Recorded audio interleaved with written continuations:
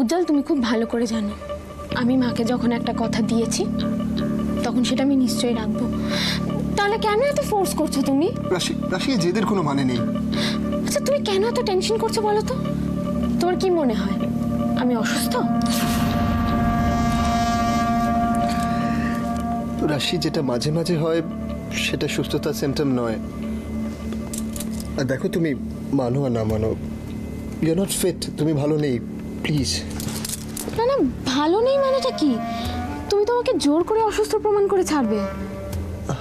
রাশি, জাস্ট আমি জানি আমার কি হয়েছে উজ্জ্বল। হ্যাঁ, মানছি সেদিনের আগুন লাগার ঘটনা থেকে আমার মনের মধ্যে একটা ভয় হয়েছে। আমি ভেবেছি যে তোমার ফুল আদির যদি কোনো ক্ষতি হয়েছে তো সেখান থেকে আমার ভীষণ একটা ভয় হয়, আর এই ভয়টা আমার মনের মধ্যে বাসা বেঁধে আছে। তাই আমি হঠাৎ হঠাৎ। তাই তো, তাই বলি সব সময় তুমি আমার কাছে থাকো, তোমার আর ভয় করবে না। না উজ্জ্বল, হ্যাঁ এটা ঠিক যে আমি তোমার সাথে থাকলে আমার সব ভয় কেটে যাবে, কিন্তু যেহেতু এটা আমার নিজের প্রবলেম তাই নিজের ভয় আমাকে নিজেকেই কাটাতে হবে। সো প্লিজ তুমি এত টেনশন করো না। প্লিজ রাশি, প্লিজ, আই উইল ম্যানেজ। ঘুমিয়ে পড়ো। রাশি, কোথায় যাচ্ছিস তুই?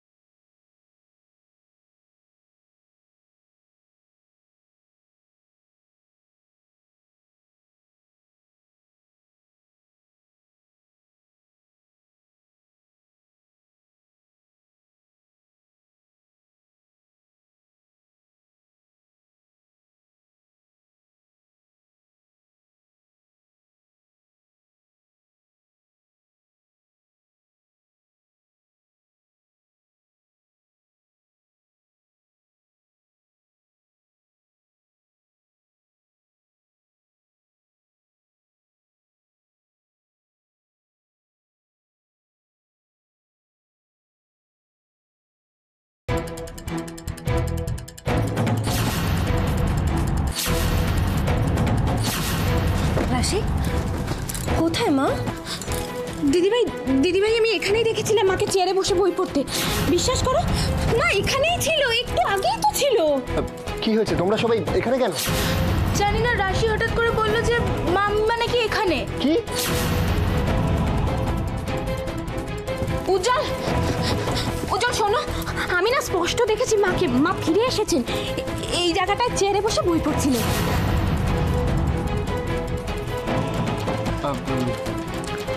শোনো, মা যদি ফিরে আসতেন তাহলে এখানে কোথায়? এখানে তো নেই মা। কোথায়? কোথায় গেছে সেটাই তো বুঝতে পারছি না, এর মধ্যে কোথায় গেল। কিন্তু আমি স্পষ্ট দেখেছি মা, মা এখানেই ছিল। রাশি, মা বাইরে আছেন, মাকে তুই কি করে দেখবি? না, উনি বাইরে নেই। আমি কি মিথ্যে কথা বলছি তোমাদেরকে? আমি যখন বলেছি দেখেছি তো দেখেছি, মা এখানেই আছেন। মা, মা। বুঝি এক সেকেন্ড, একটু প্লিজ যাও না, একটু রাশিকে দেখো। বুঝি কি ব্যাপারটা আমার ঠিক লাগছে না। উনি কিন্তু মানসিকভাবে খুব খারাপ জায়গায় যাচ্ছে। আমার মনে হয় ইমিডিয়েট ডক্টরকে কল করে ওনার ট্রিটমেন্টের ব্যবস্থা করা উচিত। আপনি কি বলতে চাইছেন? উনি মেন্টালি ডিসব্যালেন্সড? যেটা নিজের চোখে দেখছি সেটার ভিত্তিতেই বলছি স্যার। ম্যাডাম যেটা করছেন সেটা কোনো সুস্থ মানুষের লক্ষণ নয়।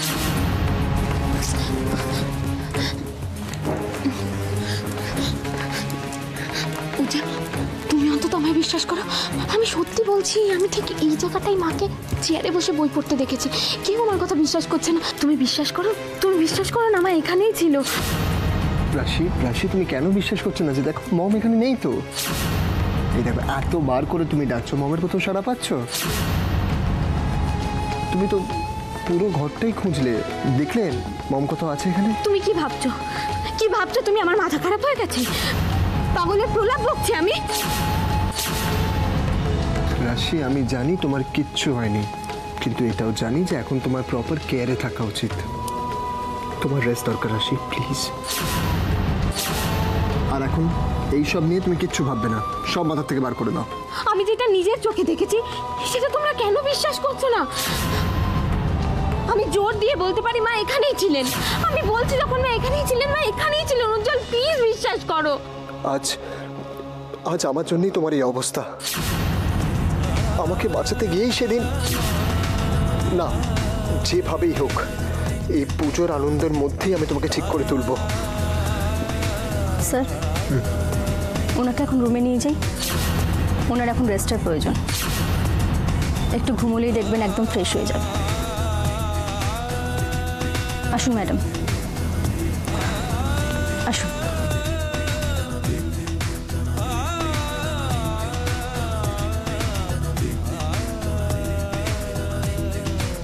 রাশিটা কি হলো বলো তো বৌমণি? ওকে অবিশ্বাসও করতে পারছি না, কিন্তু ও যেগুলো বলছে, যেগুলো করছে, তাতে তো। তাহলে কি রাশি সত্যি সত্যি মেন্টালি? না না, রক্ষা করো ঠাকুর। পুজোর মধ্যে এসব আবার কি শুরু হলো?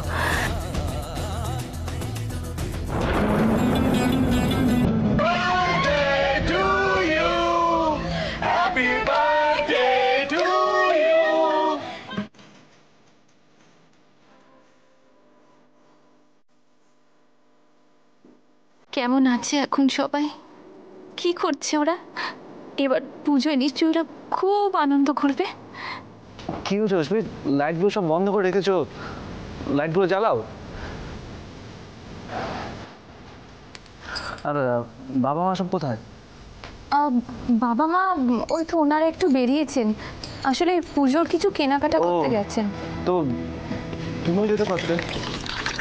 হ্যাঁ, দিদি আমাকে বলেছিল, আমি গেলাম না। তাছাড়া তোমার তো ফেরারও আছে না? ও,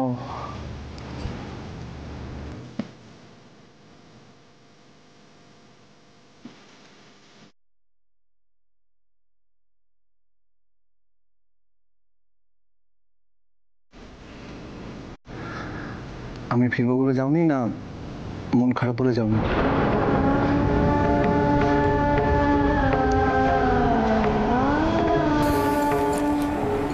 মা কিছু বলেছে?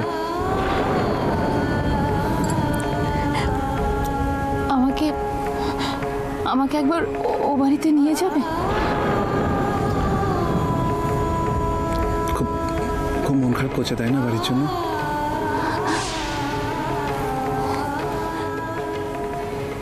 আমার ওদের সবাইকে খুব দেখতে ইচ্ছে করছে।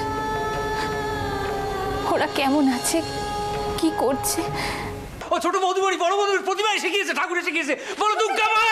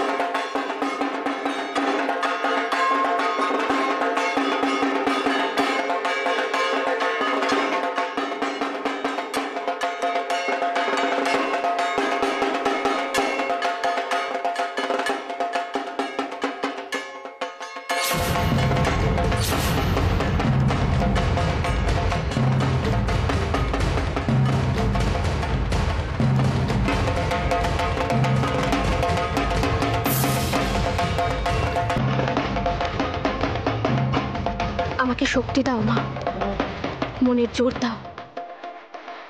এতদিন এসব চেয়েছি শুধুমাত্র অন্যায়ের বিরুদ্ধে মাথা উঁচু করে দাঁড়াবার জন্য। আজ চাইছি সবার মুখের এই হাসি আনন্দ আমি যেন অক্ষুণ্ণ রাখতে পারি। সেই জন্য আমাকে তুমি আশীর্বাদ করো মা, আশীর্বাদ করো।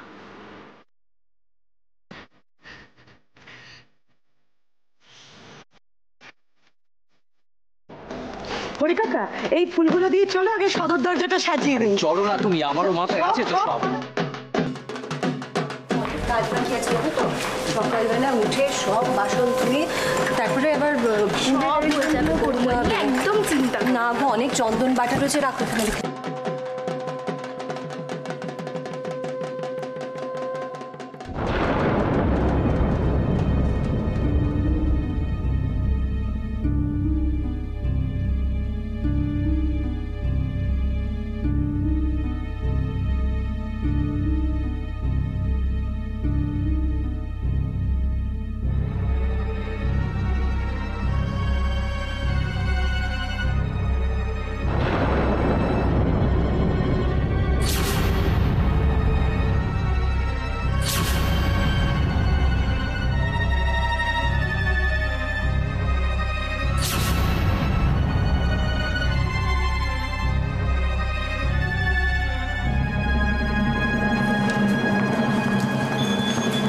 বৌদিমণি, এই নাও প্রদীপগুলো।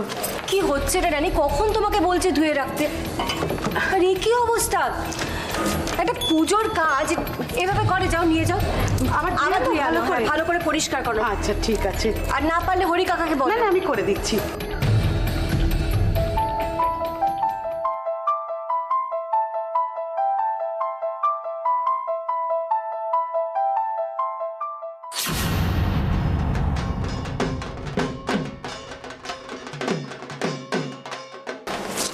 কিরে হলো? ব্যাস, আমাদের মা দুর্গা একদম রেডি। বাহ, কি সুন্দর দেখাচ্ছে।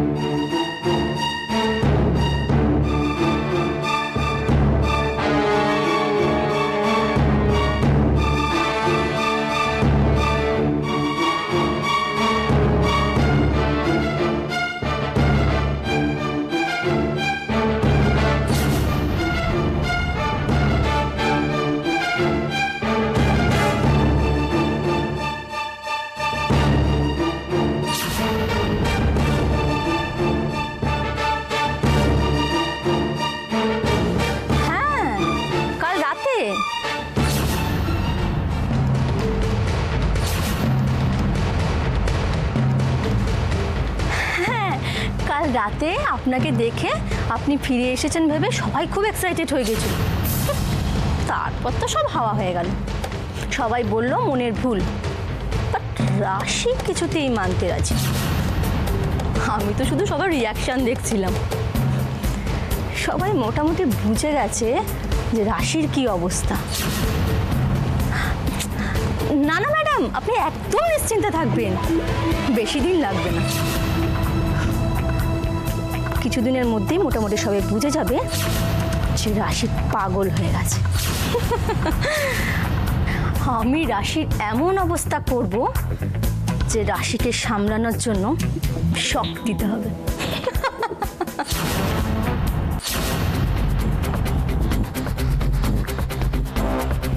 আরে বাস, এ তো ডেঞ্জারাস কেস।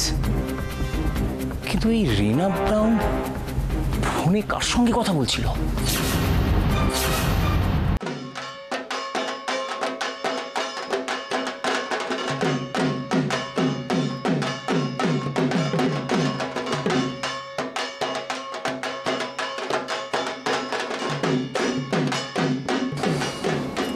সত্যি এ বাড়িতে রাশির হাত পড়েছে বোঝা যাচ্ছে। শিখা, হাত পড়েছে রাশির, বল। হ্যাঁ, ঠিক বলেছ বাবা। আপনারা বসুন না, আমি এক্ষুনি রাশিকে ডেকে আনছি। ঠিক আছে, ঠিক আছে। রাশি, রাশি, রাশি। উমা, মা মনে হচ্ছে রাশি রাজপ্রাসাদে থাকে। তাই তো। এই কথাটাই আমি বড় মাকে বলেছিলাম যখন প্রথমবার রাশি দিদির বাড়িতে এসেছিলাম। ঠিক আছে, তোমার জন্য একটা রাজকুমারী দেখা হবে। চলো বসবে, চলো। আয় আয়, বসবি। মেজকা, মেজমা, মেজমা, মেজমা, মেজমা। তোমরা একদম সপরিবারে হঠাৎ আমার বাড়িতে? তাহলে আমার তো বিশ্বাসই হচ্ছে না। কিরকম চমকে দিলাম বল, কিরকম চমকে দিয়েছে। আমার তো বিশ্বাস হচ্ছে না রাশি। কি করেছিস কি তুই? হ্যাঁ, শ্বশুরবাড়িতে দুর্গাপূজার আয়োজন করেছিস নিশ্চয়ই তুই। রাশি, রাজপ্রাসাদের মতো শ্বশুরবাড়ি ছেড়ে কি করে গ্রামের গাড়ি গিয়ে পড়ে থাকিস রে তুই? কি করে? হ্যাঁ, কেন মেজমা? ওটাও তো আমার আর একটা রাজপ্রাসাদ, তাই না? ঠিক আছে, চলো চলো, আগে বসবে। চলো চলো চলো, তারপরে জমিয়ে গল্প করি। ও রাশি দিদি, আমি শুনলাম এই তোমার মাথার পাশে ওই সোনার কাঠি, রূপোর কাঠি থাকে। মানে?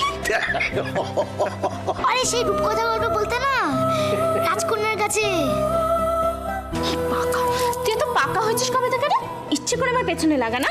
চল বসবি, চল। খুব পাকু হয়েছে। বাবা, এত সব কে এনেছে মেজকা? এসব আমরা আনিনি, এসব আমরা আনি। এই যে তোর ছোট ভাই মৃন্ময়, ও তো চাকরি করছে এখন। ও বাড়িতে সবার জন্য নিজে হাতে করে পুজোর জিনিসপত্র নিয়ে এসেছে, সেই সাথে তোদের এ বাড়ির সবার জন্য এনেছে। মৃন্ময়, তুই? বল এবার, বেশি বড় হয়ে গেছিস, এত পাকামো করার কি দরকার ছিল? না রে, আমি সত্যি সত্যি খুব খুশি হয়েছি। আমার দেখে ভালো লাগছে, তোর এসব কিছু করার সামর্থ্য হয়েছে, তুই বড় হয়ে গেছিস, খুব ভালো লাগছে। বাবা দাও, এগুলো দাও। তুমি আর মা তুমিও দাও না, রাশি দিদির হাতে এগুলো দিয়ে দাও।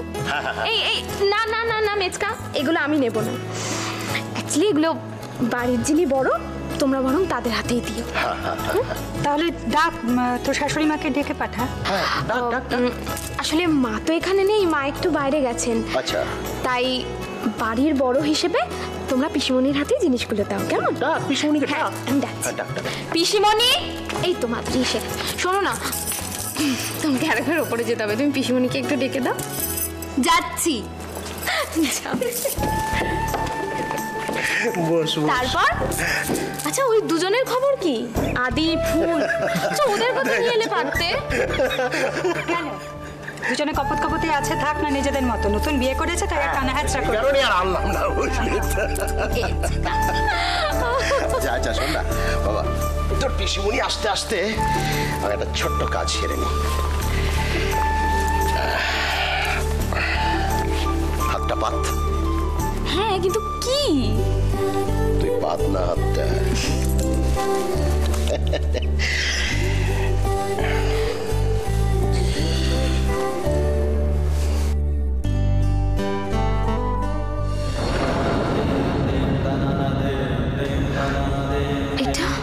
এইটা হচ্ছে মহামৃত্যুঞ্জয় মাদুলি। এইটা সবসময় নিজের সাথে রাখবি, দেখবি কোনো বিপদ তোকে স্পর্শ করতে পারবে না, কখনো না, কোনোদিন না।